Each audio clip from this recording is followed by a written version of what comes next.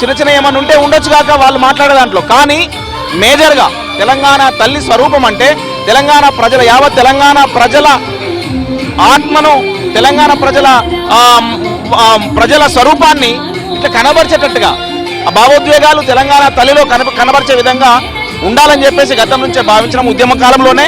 అసలు వాస్తవంగా మేము ఒక దశలో చెప్పాలంటే తెలంగాణ తల్లి విగ్రహం చూసినప్పుడు అసలు అదో ఇదో తెలంగాణ తల్లిలో అని చెప్పేసి మనం రూపమించడం ఎందుకు, స్వయంగా ఈ తెలంగాణ గడ్డ మీద ఒక సాకెల ఐలమ్మ ఉన్నది, ఆమెనే తెలంగాణ తల్లిగా అనుకుందామని చెప్పేసి చాలా మంది ఉద్యమకారులు కూడా అనుకున్న సందర్భం ఉండే. అట్లా రకరకాల పరిణామాల నేపథ్యంలో ఇలా ప్రజాప్రభుత్వం ఏర్పడిన తర్వాత తెలంగాణ తల్లి ఓ దర్పణము, ఓ బంగారు ఆభరణాలు, వజ్ర వైడూర్యాలు పెట్టుకున్న తల్లిలా కాకుండా సాదా సీదా పేద తల్లిగా కనబడడం మా అందరికీ గర్వకారణం.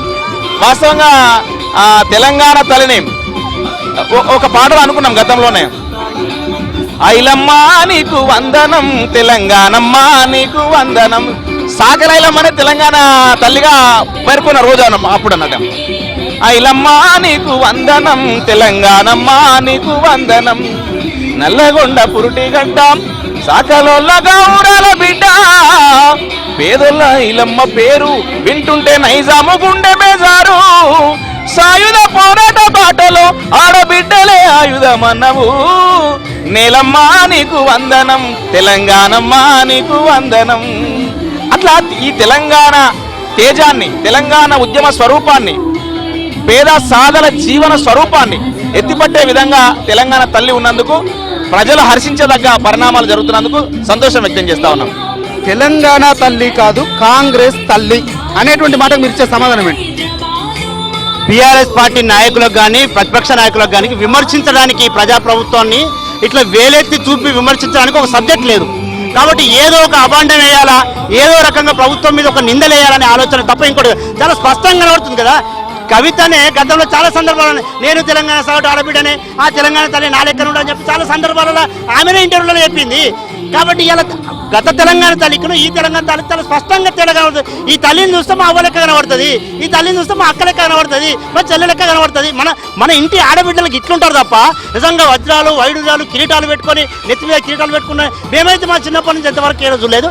కాబట్టి విమర్శించడానికి ఏం లేకుండా ఏదో ఒకటి రేవంత్ అన్న ప్రభుత్వం మీద, ఈ ప్రజాప్రభుత్వం మీద ఒక అభాండం వేయాలి. కాబట్టి ప్రతిపక్ష నాయకులుగా వాళ్ళు ప్రజల సమస్యలను అడ్రస్ చేయడం, సమస్యలే లేకుండా ఉన్నది ఇవాళ ప్రజలకు. కాబట్టి దాన్ని అడ్రస్ చేయడానికి ఫెయిల్ అయినారు. కాబట్టి ఏదో ఒకటి మేము అనకపోతే ఎట్లా, మా అస్తిత్వం పోతుంది కదా అనే ఉద్దేశంగా రకరకాలుగా మాట్లాడుతుంది తప్ప ఇవాళ ప్రజలందరూ కూడా చాలా అచ్చను, ముఖ్యంగా తెలంగాణ ఉద్యమకారులందరూ కూడా వాళ్ళ గుండెలో పెట్టుకుని ఈ తెలంగాణ తల్లిని చూస్తారు. ఎందుకంటే కింద పిడికిళ్ళు ఉన్నాయి.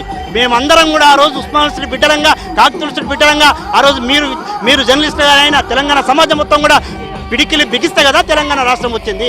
కేసీఆర్ సాగు నోట్ల తలకాయ పెడితే తెలంగాణ వచ్చిందా? ఏ రోజైనా కేసీఆర్ ప్రభుత్వంలో ఇక్కడికి వచ్చే అవకాశం ఉండనా ఇంతమంది ప్రజలకు? ఏ ఒక్క రోజైనా?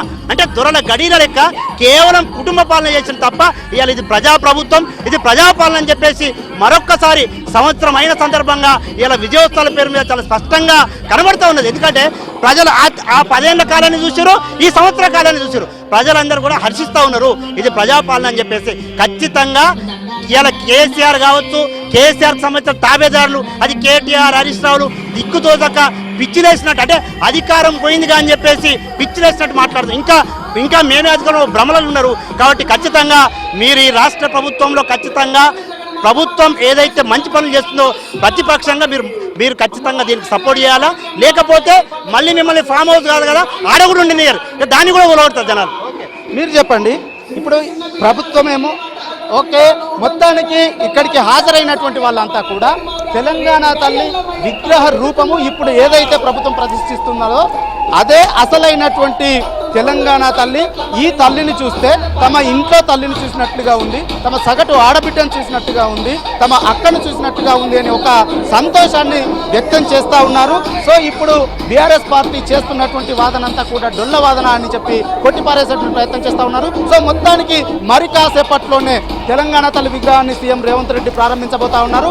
పెద్ద ఎత్తున రాష్ట్ర వ్యాప్తంగా మహిళలు పెద్ద సంఖ్యలో ఇక్కడికి వచ్చారు, అధికారులు వచ్చారు, అదేవిధంగా మహిళా మండలి వివిధ గ్రూపులకు సంబంధించినటువంటి మహిళా మండలి కార్పొరేషన్ చైర్మన్లు ఎమ్మెల్యేలంతా కూడా పెద్ద సంఖ్యలో ఇక్కడ చేరుకున్నారు.